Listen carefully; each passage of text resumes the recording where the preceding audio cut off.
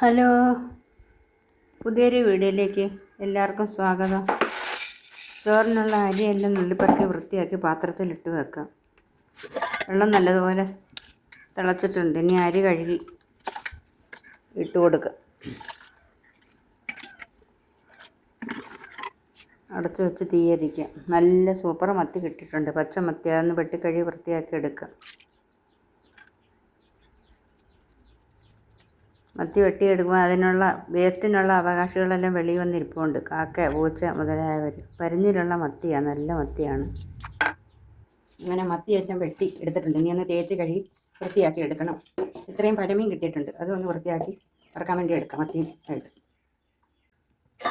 അരി ഏകദേശം വേകാറായിട്ടുണ്ട്. ഒന്നുകൂടെ അടച്ച് വെച്ച് വേവിക്കാം. മീൻ വറക്കാനുള്ള പൊടികളെല്ലാം ചട്ടിയിലിട്ട് കൊടുക്കാം. പുള്ളി വെള്ളം ഒഴിച്ചെല്ലാം മിക്സാക്കി എടുക്കാം.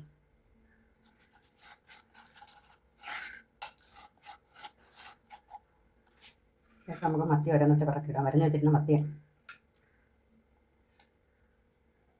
മത്തി എല്ലാം ഇരപ്പേരിട്ട് വെച്ച് നമുക്ക് ഇനി ഇതിൻ്റെ ചട്ടിയിലെ സൈഡിൽ കുറച്ച് അരിപ്പെടുപ്പുണ്ട്. അതിലോട്ട് ഈ പരമീനൊക്കെ ഇട്ട് കൊടുക്കുന്ന പുരട്ടി വയ്ക്കും. മത്തിയുടെ കൂടെ ചേർത്ത് കഴിഞ്ഞാൽ മത്തിയുടെ അരപ്പ് ഇതെല്ലാം കൂടെ ഒരു കിളുകളാ കിടക്കും. ഇത് കുറച്ച് നേരം ഇത് മാറ്റി വയ്ക്കാം. അവിടെ ഉപ്പും എരിവൊക്കെ പിടിക്കട്ടെ. കറി വെക്കാനുള്ള അരപ്പ് ശരിയാക്കാം. തേങ്ങ, മഞ്ഞൾപ്പൊടി, പെരിഞ്ഞീരൊക്കെ പൊടി ഞാൻ കൊടുത്ത് കൊടുക്കും. മുളകുപൊടിയും കൂടി ഇട്ട് കൊടുക്കും.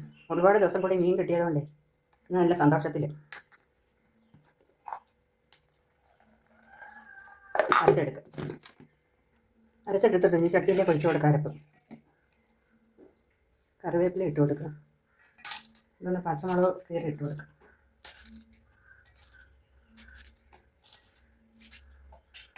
കഴുകി വെച്ചിട്ട് പുളി കൂടി ഇട്ട് കൊടുക്കുക. ഇച്ചിരി വെള്ളം ഒഴിച്ച് കൊടുക്കുക. നല്ലപോലെ ഒന്ന് മിക്സ് ചെയ്യും. ഉപ്പിട്ട് കൊടുക്കുക.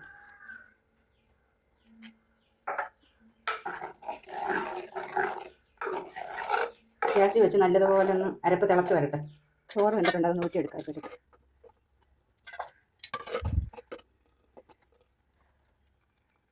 ചോറതുപോലെ തൂക്കിയെടുക്കുക. അപ്പോൾ ചോറിൻ്റെ പരിപാടി അവിടെ കഴിഞ്ഞു. ഈ ബാക്കിയുള്ള പണി ചെയ്യും. അരപ്പ് വെന്തോന്നൊന്ന് നോക്കാം.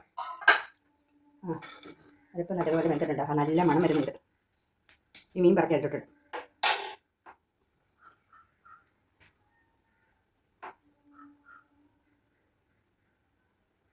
ഈ മീനൊന്ന് നല്ലപോലെ വേകട്ടെ. അപ്പോഴത്തേക്ക് നമുക്ക് അടച്ച് വയ്ക്കാം. മീൻ നല്ലതുപോലെ വേകുമ്പോഴത്തേക്ക് ഇത് ചീനിയുണ്ട്, അത് പൊളിച്ചെടുത്ത് കൊണ്ടുവരാം. ചീനി ഒന്ന് പൊളിച്ചെടുക്കാം. 2 ദിവസം കിടന്നപ്പോഴത്തേക്ക് മിക്കതും ചള്ളായിപ്പോയി. വെള്ളമുള്ള മഴയുള്ളതുകൊണ്ടായിരിക്കും പെട്ടെന്ന് ചീനി ചള്ളാക്കുന്നത്.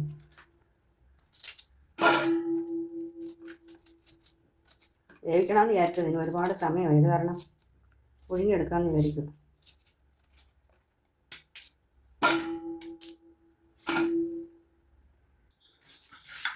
കഴിയെടുത്ത് ചീനി കുക്കറിലോട്ട് ഇട്ട് കൊടുക്കുക. എന്നിട്ട് പാകത്തിനുള്ള ഉപ്പും വെള്ളവും ഒഴിച്ച് ഗ്യാസിലോട്ട് വെക്കാം. ചീനി ഒരുപാട് ഭാഗം കേടായിപ്പോയി. കുറച്ചേ കിട്ടിയുള്ളൂ. പൊളിച്ച് വന്നപ്പോഴത്തേക്ക് ഗ്യാസ് വെച്ച് വേവിച്ചെടുക്കാം. കറി എന്തോന്ന് നോക്കാം.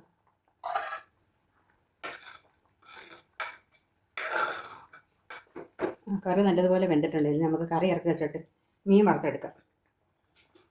ചൂടായ എണ്ണയിലേക്ക് അങ്ങനെ മത്തി ഓരോന്നിട്ട് കൊടുക്കാം.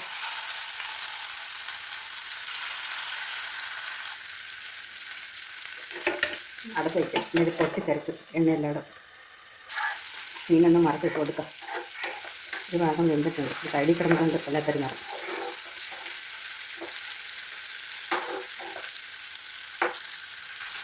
ആ ഭാഗം കൂടെ വെന്ത് വരട്ടെ. എന്നിട്ട് വയ്ക്കാം.